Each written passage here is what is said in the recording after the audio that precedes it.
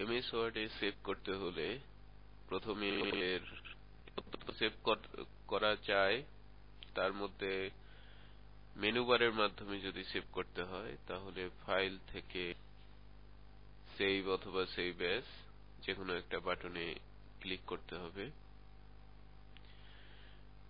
Click করলে save as এর box আসবে, ডায়লগ বক্স আসবে। সেখানে যে নামে আমরা সেভ করব সে নামটি ফাইল নেমের বক্সে লিখে দিতে হবে। ধরা যাক অফিস অর্ডার এই নামে আমরা সেভ করব। তা ফাইল নেমের বক্সে অফিস অর্ডার লিখে সেভ এ ক্লিক করতে হবে এবং এরপরে আমরা দেখতে পারবো যে ফাইল নেমটা মাইক্রোসফট টাইটেল বারে রয়েছে এবং নিচেও টাস্ক বারে নামটা দেখা যাচ্ছে।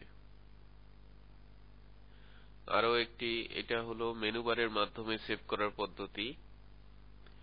এছাড়াও টুলবারেও একই পদ্ধতিতে সেভ করা যায়। স্ট্যান্ডার্ড টুলবারে এই বাটনটা হলো সেভের বাটন, এই বাটনের মাধ্যমে আমরা সেভ করতে পারি। আর সেভের কিবোর্ড কন্ট্রোল হলো কন্ট্রোল এস। মনে রাখার জন্য আমরা, যেহেতু সেভের প্রথম অক্ষরটা এস, সুতরাং আমরা কন্ট্রোল এস এইভাবে আমরা মনে রাখতে পারি। সুতরাং সেভের তিনটা পদ্ধতি: মেনু বারের মাধ্যমে ফাইল থেকে সেভ অথবা সেভ অ্যাজ যে কোনো বাটনে ক্লিক করে আমাদের সেভ করতে হবে।